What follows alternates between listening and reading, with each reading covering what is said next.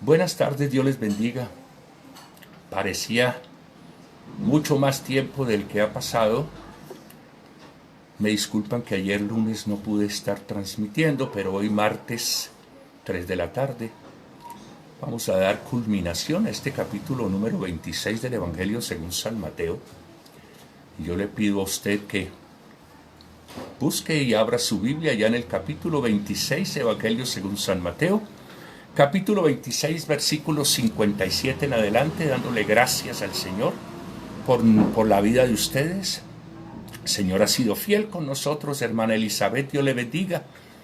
Qué bueno que estemos aquí todos, comunicándonos, creciendo cada día más en la palabra del Señor. Vamos a orar y mientras tanto yo le invito a que usted vaya entonces al capítulo 26, versículo 57, donde hay un subtítulo que dice Jesús ante el concilio.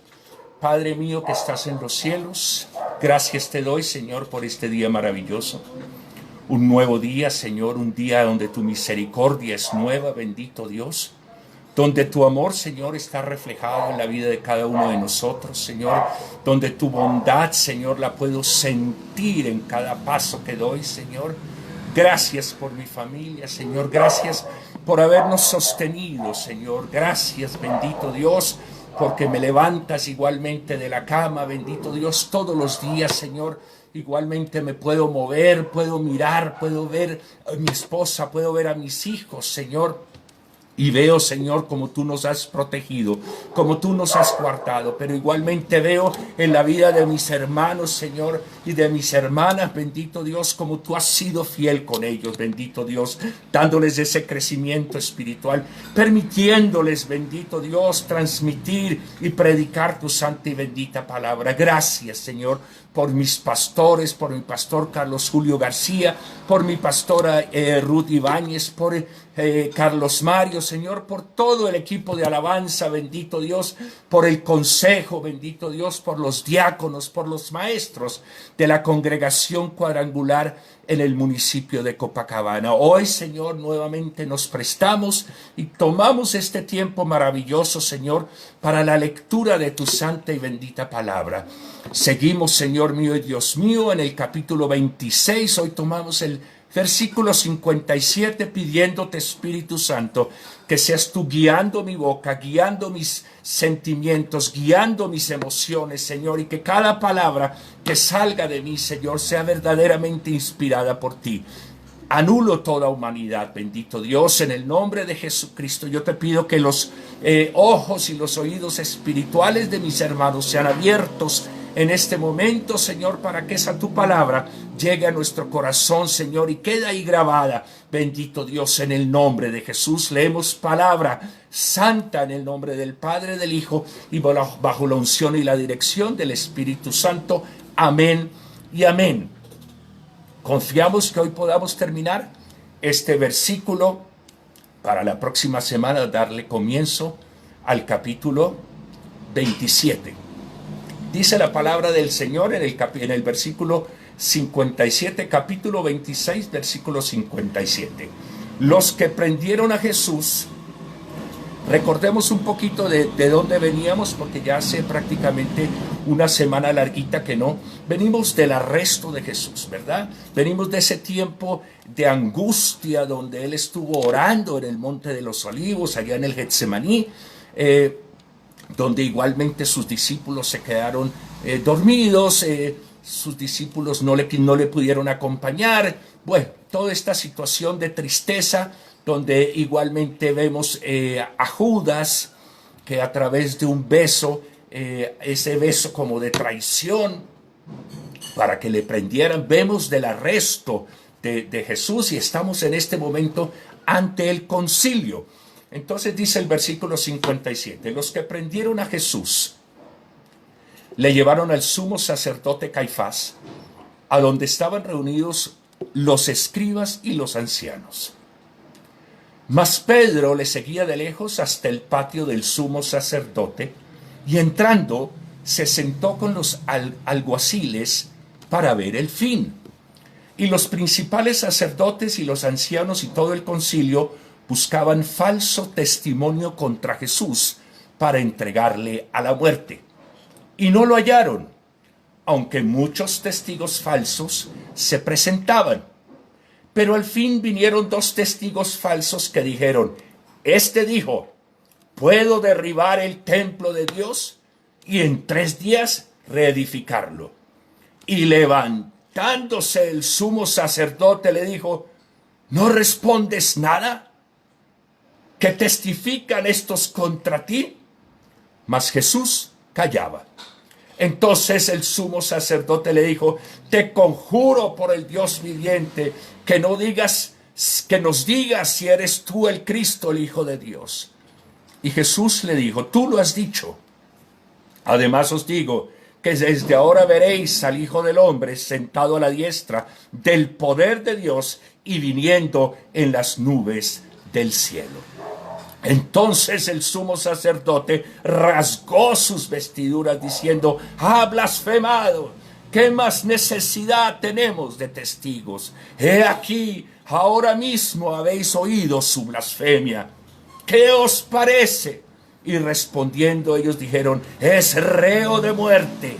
Entonces le escupieron en el rostro y le dieron de puñetazos, y otros le abofeteaban, diciendo: profetízanos, Cristo, ¿quién es el que te golpeó? Bendito sea la palabra del Señor. Vamos a dejar hasta ahí y ahora continuamos. El concilio, vemos, el concilio es el Sanedrín, era el máximo estamento igualmente de juicio, el que protegía la ley mosaica. Este es el juicio judío sobre Jesús, el juicio judío sobre Jesús.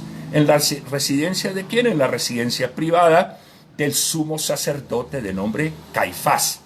Pedro venía ¿de dónde? De lejitos, de lejitos.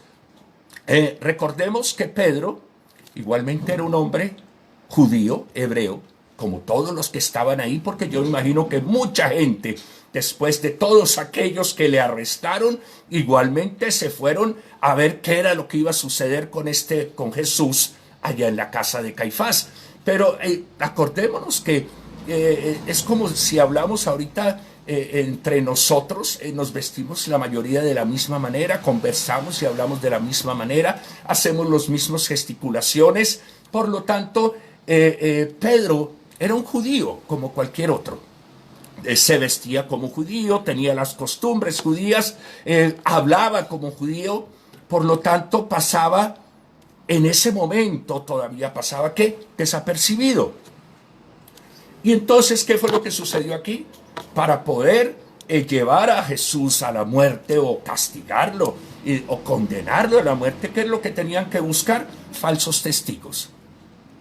Porque ¿cómo va usted a acusar a la muerte a un hombre que lo único que vino a hacer fue el bien? Lo único que hizo fue levantar paralíticos. Lo único que hizo fue liberar a aquellos que estaban endemoniados. Lo único que hizo fue sanar a los enfermos. Lo único que hizo fue predicar el reino de Dios en la tierra, mostrando la misericordia y la bondad del Padre a través de él, haciendo milagros, prodigios y señales. Pero ¿qué otra cosa podían utilizar entonces los escribas, los fariseos, el Sanedrín, el concilio y los ancianos, sino solamente ¿qué? Falsos testigos? Pero fíjense que la única manera de poderle encontrar un delito era con las mentiras. Porque ¿de qué otra manera podía usted decirle a Jesús: usted ha cometido un delito por haber sanado? O sea que no había otra forma, indudablemente, de culparlo, sino en base a las mentiras. Déjeme decirle que para que el Sanedrín o el concilio se reuniera, hermana Luz Mary Muriel, Dios le bendiga, gracias por estar tan pendiente. Ayer me escribió, hoy me escribió la hermana Luz Mary diciéndome: ¿y usted por qué no transmitió ayer? Bendito sea el Señor. Muchas gracias por estar pendiente de estas transmisiones, de verdad qué bendición. Se necesitaban, de las 70 personas que conformaban el concilio, se necesitaban 23 personas para que pudieran, digamos, sesionar, o para que existiera el quórum, si así lo se puede decir. Hermana Cecilia Echeverry, Dios le bendiga, muchas gracias por estar aquí también con nosotros. Esto quiere decir que no necesariamente en ese momento, pues lógicamente estaban los 70, pero estaban, mínimo debían estar 23 del consejo o del Sanedrín o del concilio. Pero fíjense, vuelvo y lo mismo, no había de qué acusarle. Todos los falsos testigos que llegaban, y se presentaron muchísimos, pero ninguno de ellos tenía una real causa, ¿verdad? En el versículo 61 y 62 vemos que, discúlpeme, yo le leo, dice en el 61, llegaron entonces dos testigos falsos que dijeron, este dijo, hablando de Jesús, puedo derribar el templo de Dios y en 3 días reedificarlo.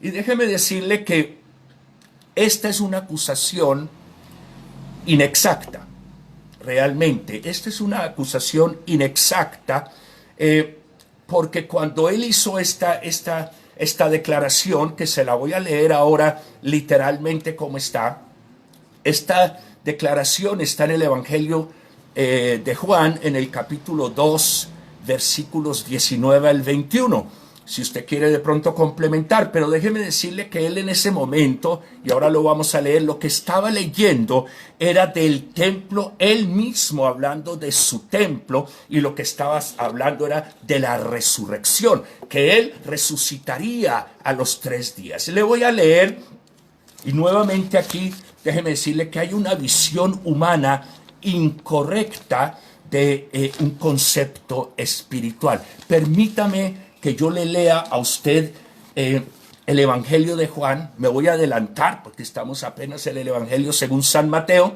pero déjeme leerle esta cita en Juan, capítulo 2, versículo 19, que dice, respondió él y les dijo, destruid este templo y en 3 días lo levantaré. Levantarlo, y está hablando de levantarlo entre los muertos. Entonces aquí vemos una visión humana, porque acuérdese que él sí había profetizado acerca de la destrucción del templo, donde dijo que no quedaría piedra sobre piedra. Pero aquí viene entonces esta acusación de 2 falsos testigos, que es una acusación que inexacta.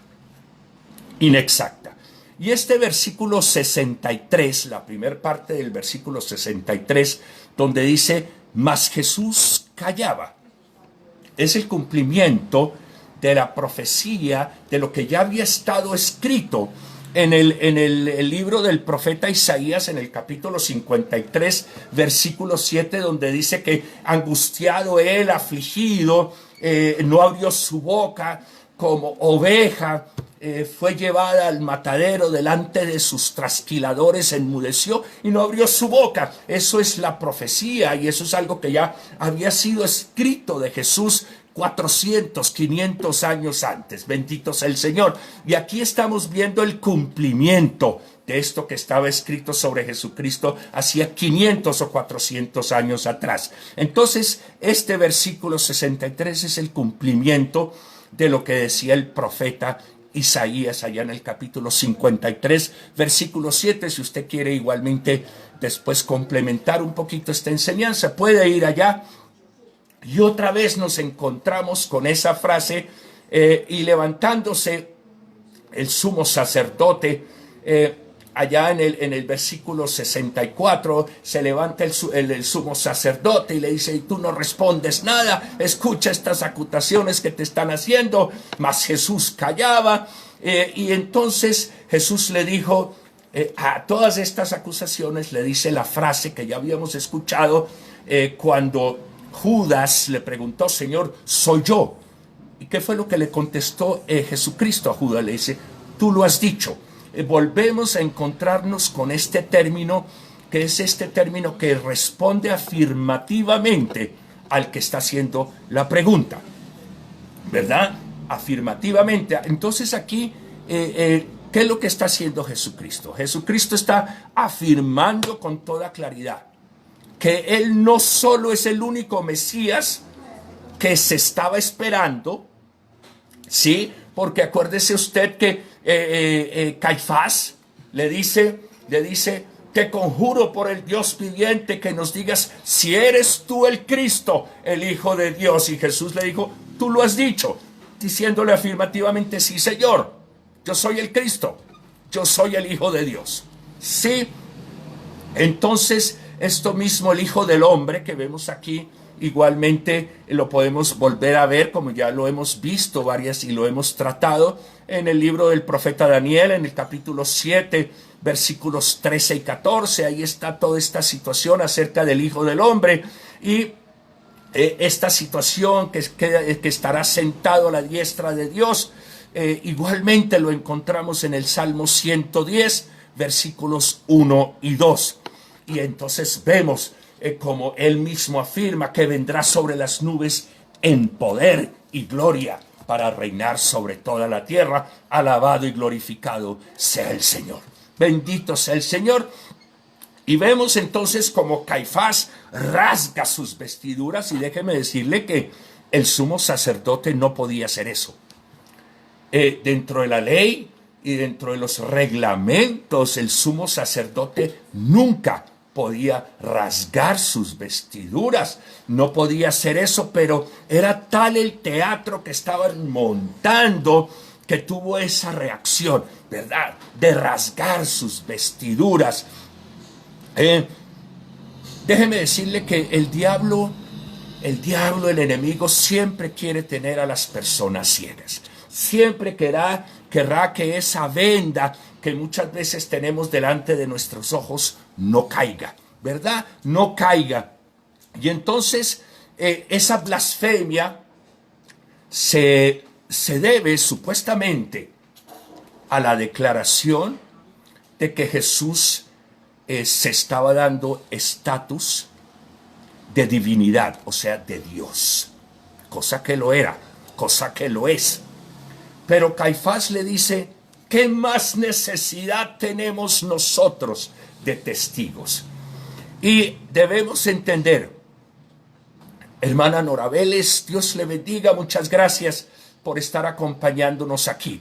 Déjenme entendamos esto, que esta declaración que hizo Jesucristo, o primeramente más bien que hizo Caifás y que Jesucristo le respondió con el tú lo has dicho, afirmativamente, diciéndole sí, yo soy el Cristo, el Hijo de Dios. Entendamos que esta es una declaración muy delicada y especialmente en el pueblo judío. El pueblo judío ha sido siempre un pueblo muy celoso de las cosas de Dios. Con las cosas de Dios el pueblo judío no juega, ni jugaba. Por lo tanto, esto es una declaración muy, muy delicada, porque según la ley judía, el hecho de simplemente estar mintiendo sobre el hecho, declarándose que era el Hijo de Dios, ya con eso, ya era digno de muerte. Por eso aquí mismo le dicen, es digno, reo de muerte. Porque el pueblo judío, vuelvo y lo digo, y qué maravilloso que nosotros aprendamos de eso, de ser celosos, respetuosos a las cosas de Dios, de no jugar con las cosas de Dios. Y para ellos era muy delicado que cualquiera dijera, es que yo soy el Hijo de Dios, es que yo soy el Cristo. Entonces, para ellos, el hecho de que este hombre, para ellos, eso era una mentira. Y el hecho de simplemente de haber mentido, ya eso lo condenaba a muerte. Pero la ironía y lo irónico aquí es que lo estaban condenando a muerte por decir la verdad. Bendito y alabado sea el Señor. La ironía aquí es que lo estaban condenando por decir la verdad. ¿Verdad? Versículo 67, entonces vemos las agresiones físicas por las cuales empezó a sufrir nuestro Señor. Le escupieron en el rostro, le dieron de puñetazos, lo abofeteaban. Y ya vemos en el versículo 68 cómo empiezan a hacer burla de sus dones de profecía. Porque debemos entender que ellos en ningún momento vieron a Jesús como el Hijo de Dios. Nunca vieron a Jesús como el Mesías enviado por Dios. Nunca. Lo vieron como maestro, lo vieron como profeta, pero nunca lo aceptaron como el Hijo de Dios. Y entonces aquí empezaron a hacer burla en el versículo 68 acerca de sus dones de profecía, no solo poniéndolo en duda, sino despreciando verdaderamente lo que era Jesús, el Cristo, el Hijo de Dios.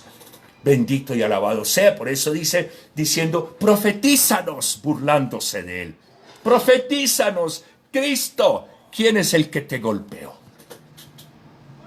Bendito sea el Señor. Y aquí empieza toda esta situación tan dolorosa y tan fuerte, corporalmente, humanamente, para nuestro Señor Jesucristo.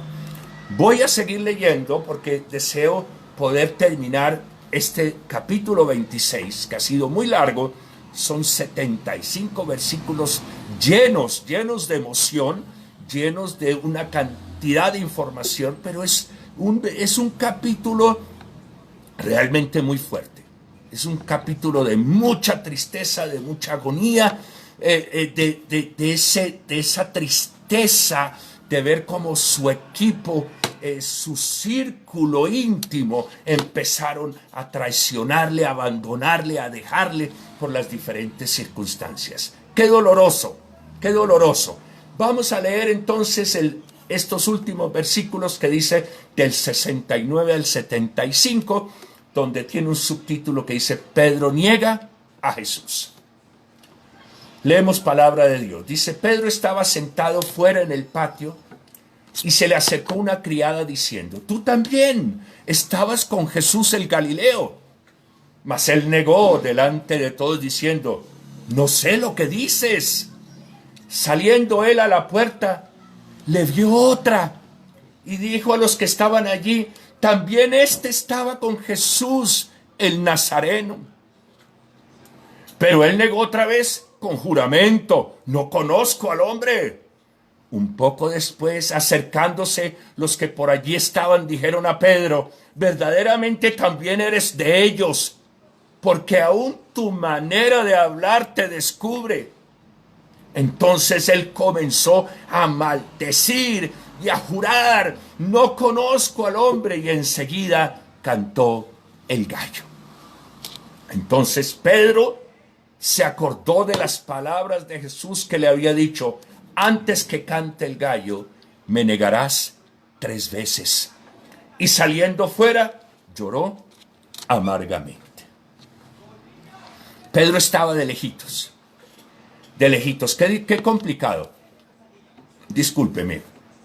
Qué difícil y complicado es cuando un discípulo de Cristo empieza a caminar de lejitos, ¿verdad? Eso ya es señales delicadas. No quiero entrar en el tema, pero usted y yo siempre debemos estar andando con Jesús. ¿De qué? Cerquita, no de lejitos, no de lejitos. Pero Pedro estaba viendo de lejitos cómo maltrataban a su maestro, a ese hombre que le había compartido durante 3 años. Él estaba viendo cómo le abofeteaban, cómo lo maltrataban, cómo le maldecían, cómo le decían una cantidad de cosas, cómo se burlaban de él, ¿verdad? Y ahí estaba.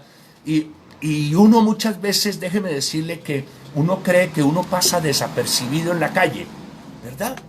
Uno cree que uno pasa desapercibido, por más que usted se hable igual, por más que usted camine igual, por más que usted coma lo mismo que las otras personas, se ría igual que las otras personas, uno muchas veces no se está fijando en que otras personas sí lo están detallando a uno, ¿verdad? Y eso hay que tener mucho cuidado, porque las personas muchas veces están fijándose en uno y muchas veces uno también comete ese error, puede ser, aunque no es con el plan de maldad, pero entonces déjeme decirle que hay muchos ojos que nos reconocen en la calle, ¿verdad? Hay muchos ojos que nos reconocen en la calle como creyentes, Algunos como creyentes, otros dicen aquel es creyente, aquel es predicador, aquel sirve en la iglesia, mire, aquellos son del equipo de alabanza de la iglesia cristiana cuadrangular en Copacabana,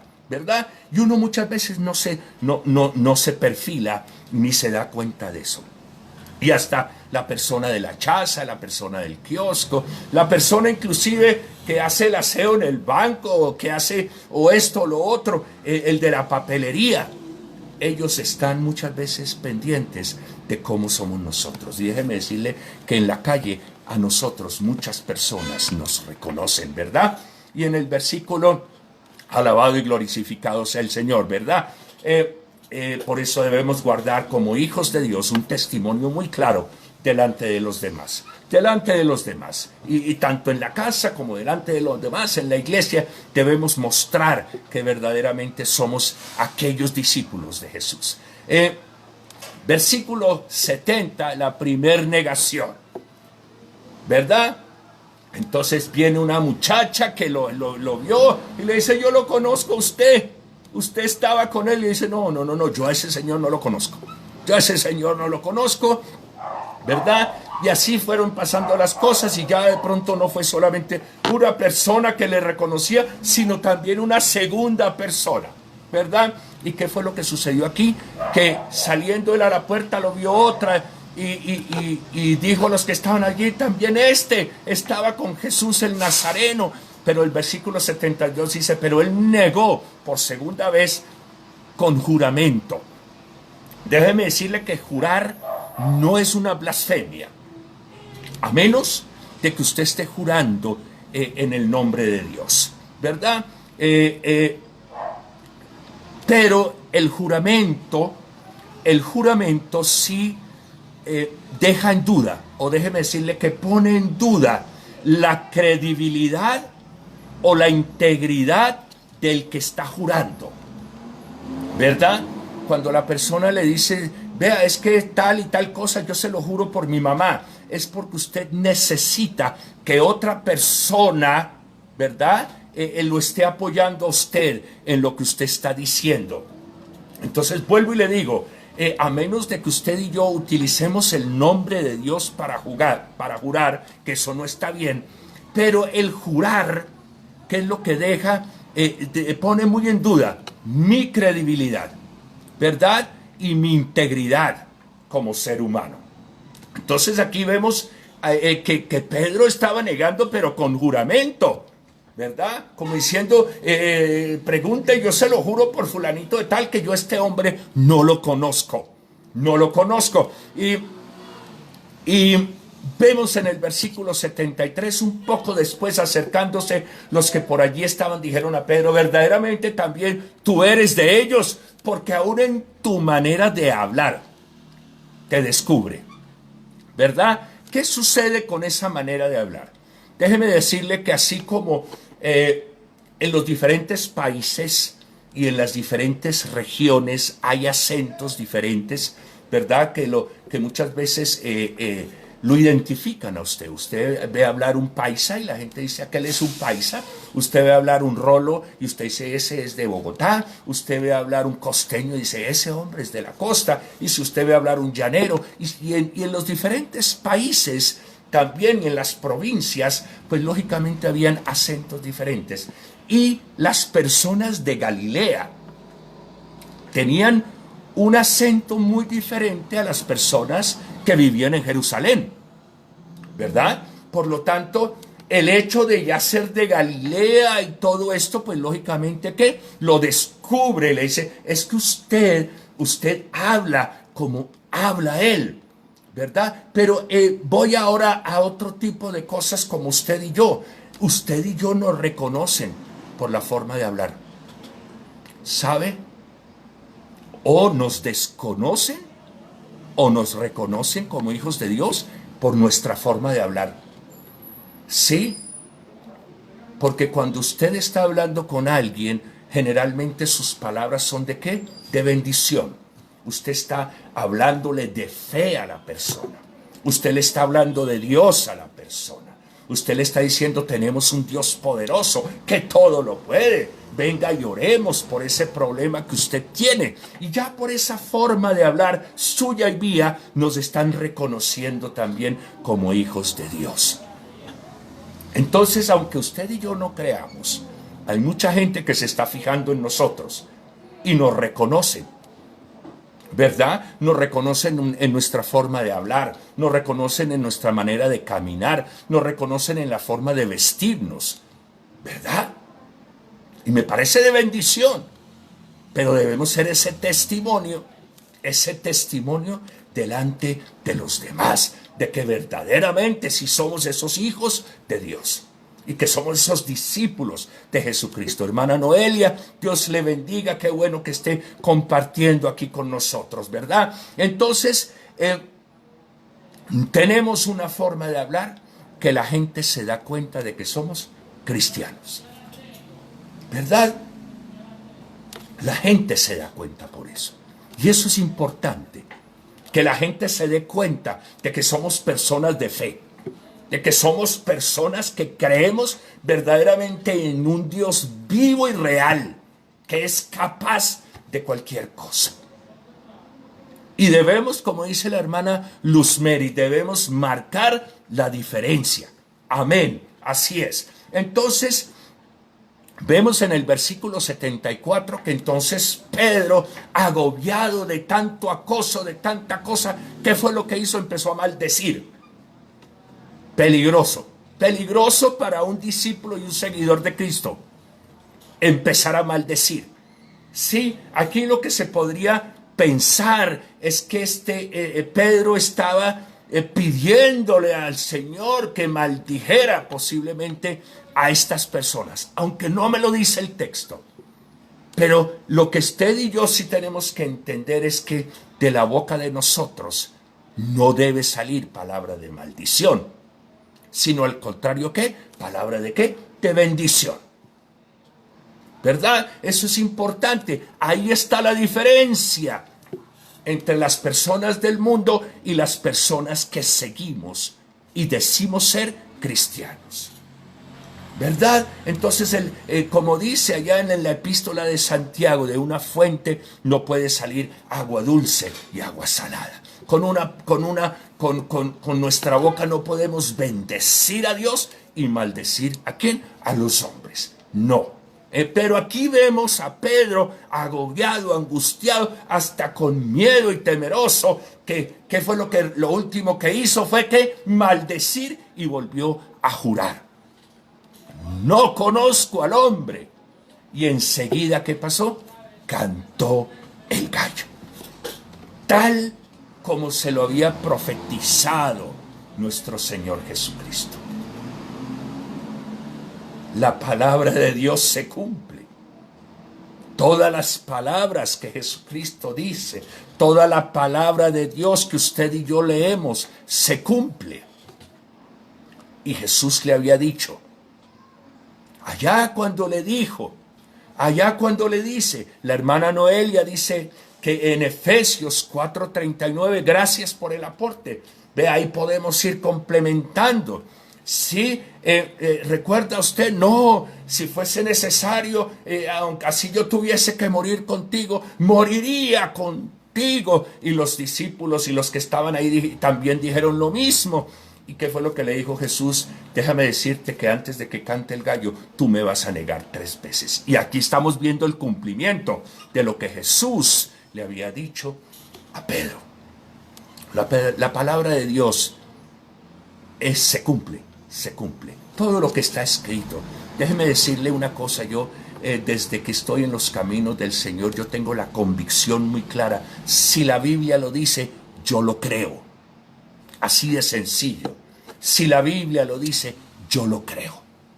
¿Verdad? Entonces, nuevamente jura, temeroso, seguramente con mucho temor, igual de que le sucediese lo mismo que le estaba pasando al maestro. Y recordó. ¿Qué fue lo que recordó? Que el maestro ya le había dicho, antes de que cante el gallo, tú me vas a negar 3 veces. Y le tomó esta tristeza,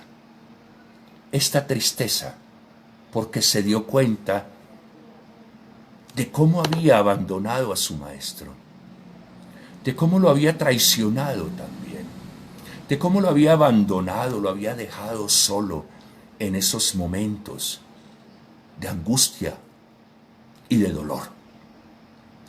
Lo había dejado solo desde el momento en que Jesús los llevó al monte de los olivos y les dijo, quédense aquí. Se había llevado a su círculo más íntimo, que era Pedro, Juan y Jacobo. Y les dijo, quedados aquí, velad, mientras yo voy, velad conmigo, mientras yo voy allí un poquito más adelante a orar. ¿Y qué sucedió cuando regresó Jesús? Los encontró durmiendo.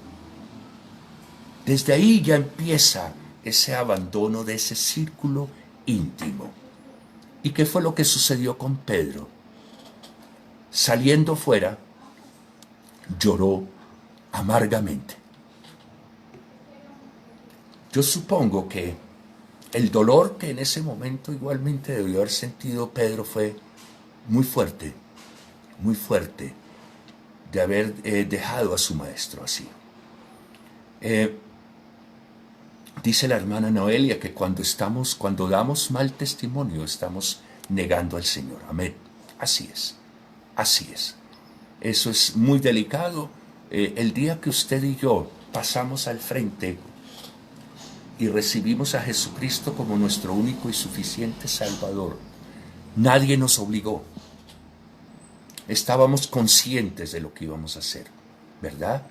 Y esa oración de fe trae unas obligaciones muy claras como hijos de Dios, ¿verdad?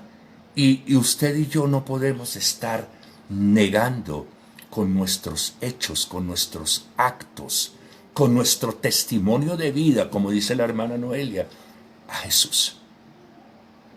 Aquí terminamos el capítulo 26, un capítulo tremendo, de verdad es un capítulo maravilloso como todo lo que leemos en la Biblia, pero este capítulo 26 especialmente es un capítulo muy fuerte, me atrevo a decir.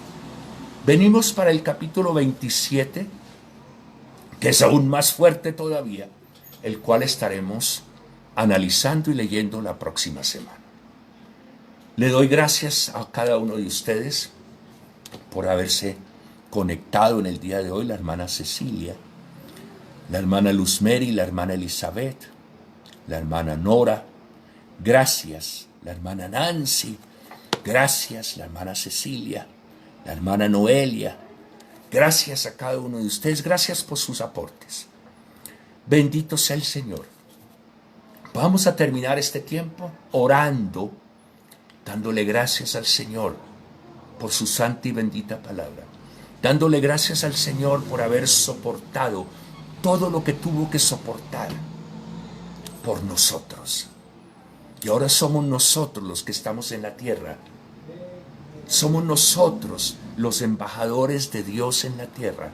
Somos nosotros los hijos de Dios, embajadores y colaboradores de Cristo en la tierra.